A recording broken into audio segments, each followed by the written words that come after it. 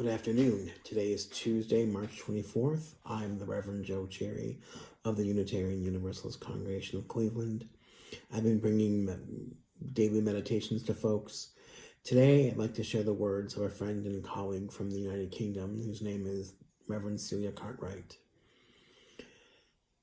Sunday was Mothering Day in England, and that is a day similar to our Mother's Day here in the United States. And she wrote this in response to what she was thinking about for Mothering Day. This is called Rumination on Being Isolated from C19. I am a fixer of things, a maker of ways to achieve things. I will turn myself inside out to make my family's life easier. This virus has changed that. Today, all I can do is let my daughter's dog out and I cannot look after my granddaughters full time. I cannot make my daughter's burden any lighter. I cannot do anything to help my son. I cannot aid the sick. I cannot keep a friend company. I cannot hold a hand. I cannot do very much. But I can stay cheerful and phone my friends. I can spend uninterrupted hours playing with a complicated crochet pattern. I can read my book without interruption. I can stay well in isolation and cause my son and daughter no worry. I can FaceTime with my granddaughter every day. I can talk to my daughter and my son on the phone. I can play 60s music and pretend I'm a teenager again. I'm lucky I can walk out of my door and into the open country. I can go for a walk. I can write. I can rearrange the furniture.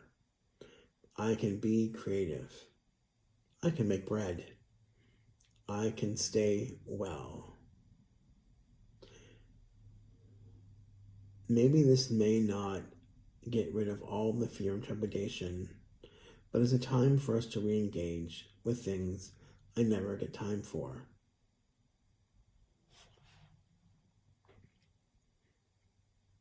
I hope today that you can spend a little time considering reframing how you are spending your time. How this is probably not how any of us would have imagined spending time or wanting to spend time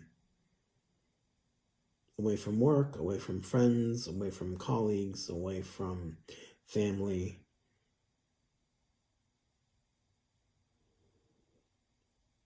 As some of you know, I have picked up the accordion, which, I always thought I would like to do if I ever had time, and now I have time. There are ways to look at this situation in the positive. Not to ignore the negative, the frightening, the scary, but also not to be held prisoner by them, not to be locked in fear. So I encourage you to feel both your concern, which is reasonable and rational and understanding, but I encourage you also to think about what can be made of this time. I have a buddy, a dear friend from seminary, the Reverend Jim Parrish, who made no-knead bread, K-N-E-A-D, which I never heard of before.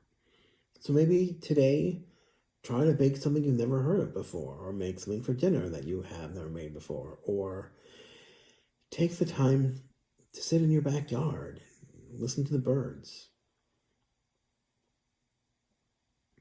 or play music from the 60s or 70s or 80s or 90s or aughts and pretend that you're a teenager again and dance. Take care of yourself. Look for the possibilities this is offering us. Try to engage them when you can. And be well. Bye-bye now.